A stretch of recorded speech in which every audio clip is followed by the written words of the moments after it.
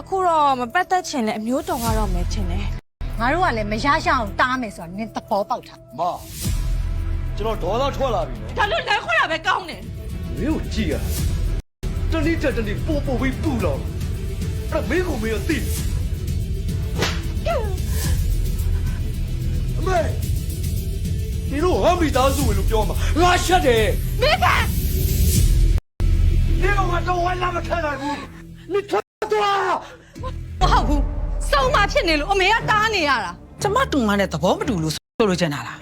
ရှင်းလဲတွေ့ရင်တော့စဉ်းစားပြမှာပေါ့ အမေလူချင်းပြပြီးစကားကိုလုံးဝမပြောနဲ့အမေ ကြောင့်ဒါလို့လမ်းခွဲတာပဲကောင်းတယ် သူတို့တွေသဘောမတူနဲ့မောင်ဒါလေးကိုရောက်ရှူမှာ ငါတို့ကလည်းမရရှအောင်တားမယ်ဆိုတာနင်သဘောပေါက်တာ တားလေတားပါဒါပေမဲ့မမောင်လေးက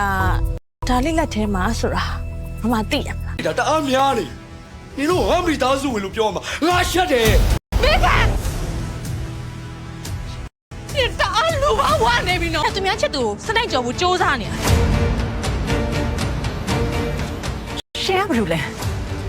မောင်ပြောလိုက်လေ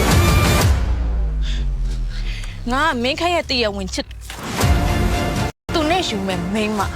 မင်းလောဘတွေသိမကြီးနဲ့ ငါ့ကိုမပိုက်ဆိုင်ရမှာကြောက်လို့လောဘကြီးအဲ့ဒါဘာဖြစ်လဲလို့ ကိုယ်တန်နွားဖြစ်မဲ့ကိစ္စကိုတော့အမေမရရအောင်ပြရမှာပဲ ဒီလိုလေးလားမိသားစုဖျက်ဆီးနေရလားဟမ် ဒါဒီလေးမအစိုးရမကန်နိုင်ဘူး 你那个呢？是来背多米。